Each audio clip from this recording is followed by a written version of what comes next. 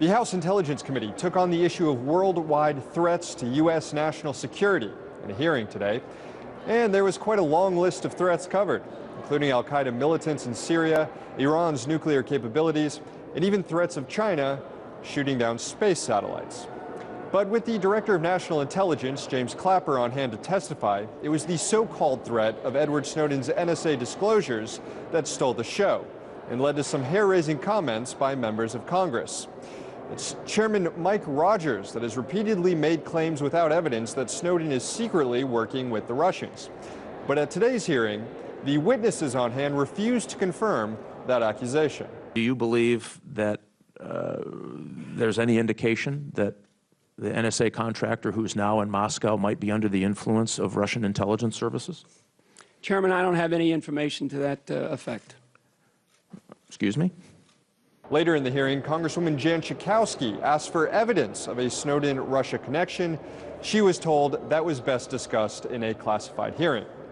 Also during the hearing, Chairman Rogers suggested that journalists who are handling the Snowden documents are breaking the law, though he was unable to get the director of the FBI, James Comey, to agree with that assertion. So if I'm a newspaper reporter for fill in the blank, and I sell stolen material, is that legal because I'm a newspaper reporter? Right. If you're a newspaper reporter and you're hawking stolen jewelry, it's still a crime.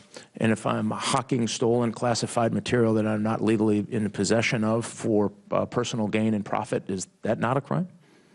I think that's a harder question because it involves a news gathering function, could have First Amendment implications. That's something that probably be better answered by the Department of Justice. The issue of targeted drone killings came up as well, with Representative Adam Schiff calling for an annual report detailing all drone strike deaths.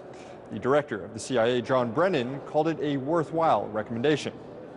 But back to the NSA, today's hearing comes a few weeks after President Obama laid out a series of NSA reforms, including changing Section 215 of the Patriot Act, which underpins the NSA's domestic phone spying program. And nearby in the House Judiciary Committee, another hearing was underway that specifically honed in on these issues.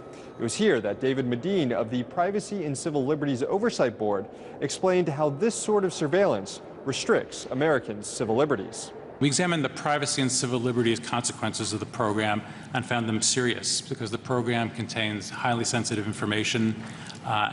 Citizens may be chilled in their associational rights in engaging with reporters or religious groups or political organizations, knowing that the government is collecting information about them. And finally, we also learned from the hearing that members of Congress are having their own phone data swept up into the NSA's domestic phone spying program as well.